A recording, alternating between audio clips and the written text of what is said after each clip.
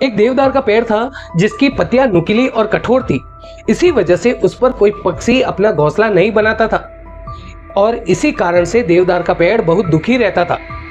वो ये विचार करता कि काश अन्य पेड़ों की तरह उसकी पत्तियां भी नरम, मुलायम और हरी भरी होती तो पक्षी आते, उस पर घोंसला बनाते और उसका जीवन भी खुशहाल होता।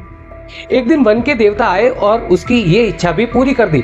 वो अपनी हरी भरी मुलायम पत्तियों को देखकर बहुत खुश हुआ। फिर क्या हुआ, एक भूखी बकरी आई और उस पेड़ पर चढ़कर उसकी सारी पत्तियां चट कर गई। ये देखकर वो बहुत दुखी हुआ और रोने लगा और वो ये विचार करने लगा कि काश ये पत्तियां सोने की होती तो ये बकरी नहीं चबा सकती।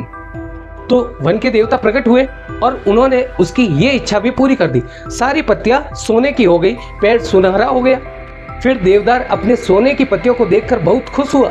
अगले दिन 2 चोर आए और सारी पत्तियों को चुरा कर ले गए। अपने आप को उजड़ा हुआ देखकर देवदार दुखी हुआ और रोने लगा। वन के देवता प्रकट हुए और बोले कि अब क्यों दुखी हो, अब क्यों रो रहे हो।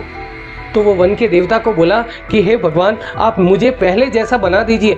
इससे अच्छा तो मेरी नुकीली और कठोर पत्तियां थी जिसे ना बकरी चबा पाती थी और ना चोर चुरा पाता था।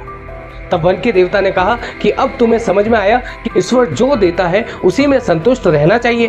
हमारे साथ भी यही होता है। हमारे पास जिस वस्तु की कमी होती है, जिस वस्तु का अभाव होता है, हम उसी के बारे में सोचते रहते हैं, उसी की चिंता करते रहते हैं।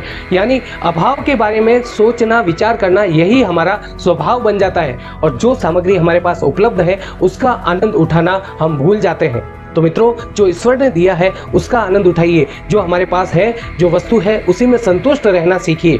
राधे राधे।